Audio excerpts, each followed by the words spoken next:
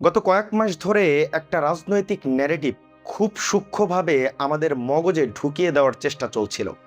চারদিকে জোরে জোরে ফিসফিস আলোচনা আর প্রোপাগান্ডা ছড়ানো হচ্ছিল যে দেশের বর্তমান সরকার নাকি ভারতের লাইসেন্সে হাঁটছে। দিল্লির ইশারা ছাড়া নাকি এখানের একটি পাতাও নড়ে না। লন্ডনের সাথে দিল্লির গোপন সমঝোতা, শ্রীলংয়ে সালাউদ্দিনকে নিয়ে নানা মুখরোচক গল্প, আর পর্দার অন্তরালে নানা ডিল কতই না স্ক্রিপ্ট সাজানো হলো। কিন্তু রাজনীতির ময়দান আর বাস্তবতার হিসাব বড় নিষ্ঠুর। গদি আর ভূ রাজনীতি যখন মুখোমুখি দাঁড়ায়, তখন সস্তা প্রচারণার বেলুন এক নিমিষেই ফুটো হয়ে যায়। আজ ঢাকার রাজপথ থেকে শুরু করে দিল্লির সাউথ ব্লক পর্যন্ত যে চাপা অস্বস্তি, তার আসল রহস্য কিন্তু কোনো বন্ধ ঘরের ড্রয়িং রুমে নেই। এর আসল রহস্য লুকিয়ে আছে আমাদের নদীগুলোর স্রোতে। একটি দেশের স্বাধীনতা আর সার্বভৌমত্ব শুধু তার সীমান্তের কাঁটাতারে মাপা যায় না। তার চেয়েও বড় সার্বভৌমত্ব হলো সম্পদের উপরে নিজেদের নিয়ন্ত্রণ। আর বাংলাদেশের মতো একটি বড় বদ্বীপের জন্য সেই সম্পদের নাম হলো পানি। আগামী কয়েক মাসের মধ্যে দক্ষিণ এশিয়ার ভূ রাজনীতিতে একটি বিশাল বড় বাঁক আসতে যাচ্ছে। ১৯৯৬ সালে স্বাক্ষরিত গঙ্গা পানি প্রকল্প চুক্তির ঐতিহাসিক ৩০ বছরের মেয়াদ শেষ হতে চলেছে। ৩০ বছর আগে যখন এই চুক্তি হয়েছিল, তখন ঢাক ঢোল পিটিয়ে এক শতাব্দীর সবচেয়ে বড় কূটনৈতিক বিজয় বলে চালানো হচ্ছিল। কিন্তু আজ ৩ দশক পর বাংলাদেশের দক্ষিণ অঞ্চলের দিকে তাকালেই দেখবেন সেই বিজয়ের আসল কলঙ্কটা বেরিয়ে আসবে। ফারাক্কাবাদের পর থেকে পদ্মা নদী আজ প্রায় মৃত। গড়াই, মধুমতি, কপোতাখাতের মতো এক সময়ের প্রমাতা নদীগুলো আজ ধূলিকণায় পরিণত হয়েছে। চৈত্র মাসে মাইলের পর মাইল বালুচর, আর বর্ষায় হরকাবান। এই হলো আমাদের ৩০ বছরের প্রাপ্তি। উপকূলীয় জেলাগুলোতে লবণাক্ততাই এতটাই বেড়ে গেছে যে মাটির উর্বরতা শেষ। ফসলের মাঠ আজ ধূসর মরুভূমি। এমনকি আমাদের অহংকার, পৃথিবীর একক বৃহত্তম সুন্দরবন, আজ ইকোসিস্টেম প্রায় ধ্বংসের মুখে। বাংলাদেশের কোটি মানুষের দশকের পর দশক ধরে উজানের এই পানির আগ্রাসন মুখ বুজে সহ্য করছে। কিন্তু ২০২৬ সালের এই নতুন বাংলাদেশের হিসাবের খাতাটা আর আগের মতো নেই। চুক্তির মেয়াদ যখন ফুরিয়ে আসছে, তখন ঢাকা আর দিল্লির দরবারে শুধু অনুরোধের চিঠি পাঠাচ্ছে না, বাংলাদেশ এবার টেবিলে বসে পানির ভিক্ষা চাওয়ার নীতি থেকে পুরোপুরি সরে আসছে। নিজেদের বিকল্প এখন বাংলাদেশ নিজেরাই তৈরি করছে। আর এই বিকল্পর নাম পদ্মা ব্যারেজ প্রকল্প। এই একটি প্রকল্প পুরো দক্ষিণ এশিয়ার হাইড্রোপলিটিক্স বা নদী রাজনীতির সমীকরণকে গোড়া থেকে নাড়িয়ে দিয়েছে। একটু ইতিহাসের পাতা উল্টানো যাক। এই পদ্মা ব্যারেজ কিন্তু হুট করে আকাশ থেকে পড়া কোনো আইডিয়া নয়। আজ থেকে প্রায় ৬৩ বছর আগে ১৯৬৩ সালে প্রথম এই ব্যারেজের প্রকল্পনা করা হয়েছিল। পাকিস্তানের আমল থেকে শুরু করে স্বাধীনতার পর বারবার এই প্রকল্পর সম্ভাব্যতা যাচাই করা হয়েছে, সমীক্ষা করা হয়েছে, কিন্তু প্রতিবারই একটা অদৃশ্য হাত এই প্রকল্পের ফাইলটি বন্দি করে রেখে দিয়েছে। কখনো দেশের ভিতরে রাজনৈতিক সিদ্ধান্তহীনতা, আবার কখনো সীমান্তের ওপার থেকে আসা তীব্র কূটনৈতিক আপত্তিকর চাপ। পরিস্থিতি এমন পর্যায়ে গিয়েছিল যে ২০১৭ সালে বিগত সরকারের আমলে এই মহাপরিকল্পনাকে সম্পূর্ণভাবে আত্মঘাতী আখ্যা দিয়ে চিরতরে ডাস্টবিনে ফেলে দেওয়া হয়েছিল। কারণটা খুবই পরিষ্কার ছিল। দিল্লির বিরাট ভাজন হয়ে ঢাকার মসনদ টিকিয়ে রাখা তখন অসম্ভব মনে হতো। কিন্তু সময় বদলেছে, আর সময়ের সাথে সাথে বদলে গেছে ঢাকার রাজনৈতিক মেরুদণ্ড। বাংলাদেশ এখন আর ভারতের আপত্তির তোয়াক্কা করছে না। বাংলাদেশ এখন বুক চিতিয়ে বলছে, আমাদের পানি আমরাই ধরে রাখবো। উজানের দেশ চুক্তি মানুক আর না মানুক, আমরা আমাদের মাটিতে অবকাঠামো দাঁড় করাবো।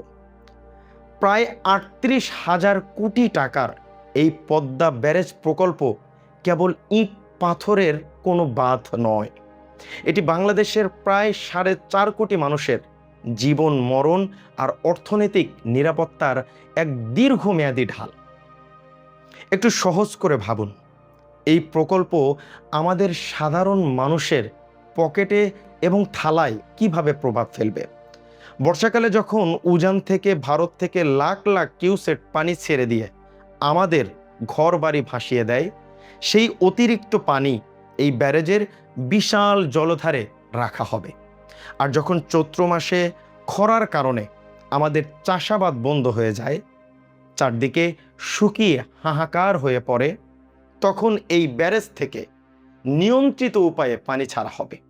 এর ফলে বাংলাদেশের দক্ষিণ পশ্চিমাঞ্চলের প্রায় 19 লাখ হেক্টর জমিতে 12 মাস সেচ সুবিধা নিশ্চিত হবে। যেসব নদী আজ মরে কঙ্কাল হয়ে গেছে, তারা আবার নতুন প্রাণ পাবে। লবণাক্ত অভিশাপ্ত থেকে মুক্তি পাবে আমাদের কৃষি।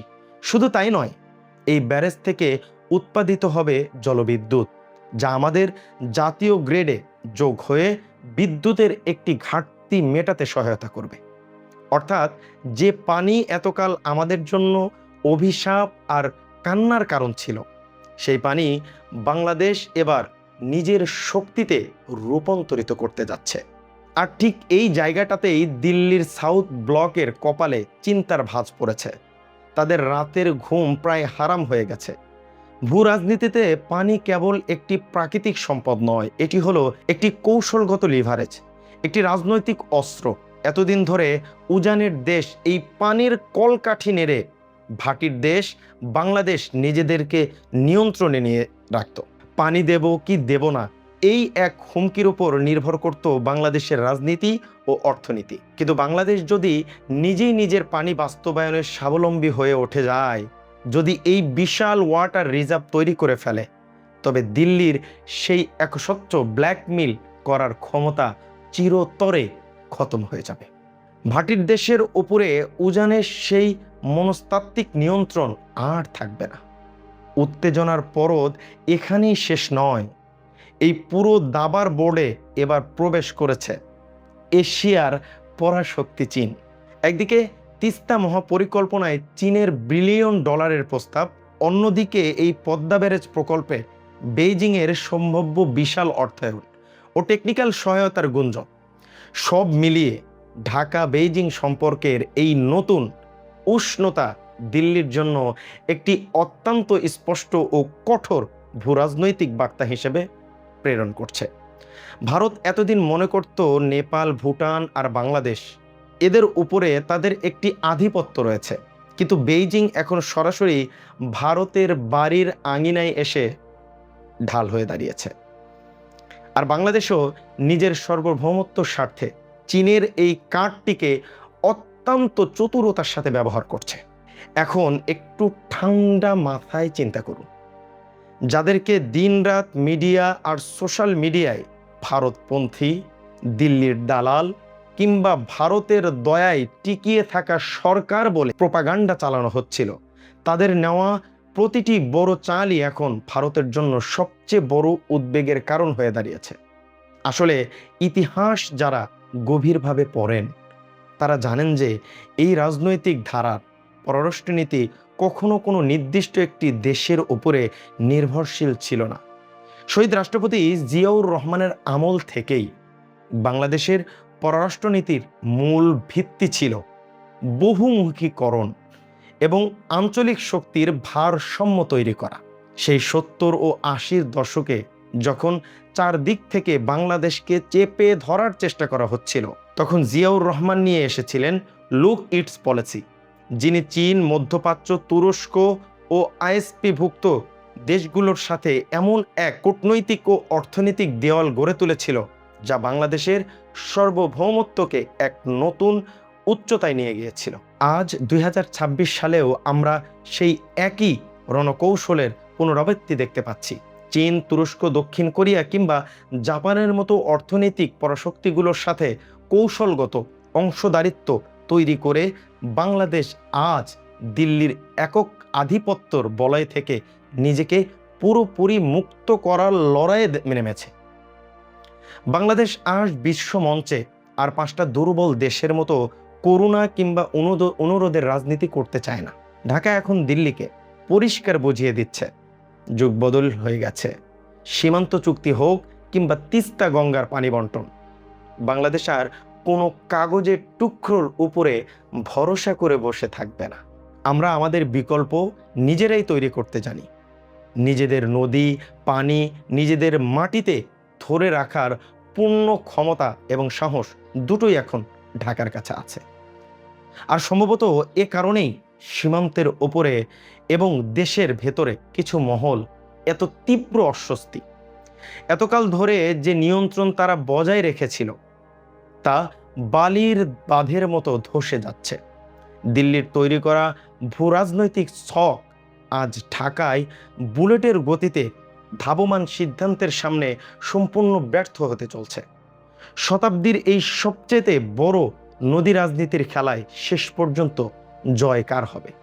বাংলাদেশ কি পারবে নিজের সম্পদের উপর শতভাগ নিয়ন্ত্রণ প্রতিষ্ঠা করে এক নতুন পরাশক্তি হিসাবে আত্মপ্রকাশ করতে? নাকি পর্দার অন্তরালে থাকা অদৃশ্য হাতগুলো আবারও আমাদের এই স্বপ্নকে ফাইল বন্দি করে রেখে দিবে? কি মনে হয় আপনার? অবশ্যই আপনার মূল্যবান মতামতটি কমেন্ট বক্সে জানাবেন। ধন্যবাদ সবাইকে। দেখা হচ্ছে পরবর্তী নতুন এপিসোডে। সে পর্যন্ত সকলেই ভালো থাকবেন, সুস্থ থাকবেন। সেবা খায়ের।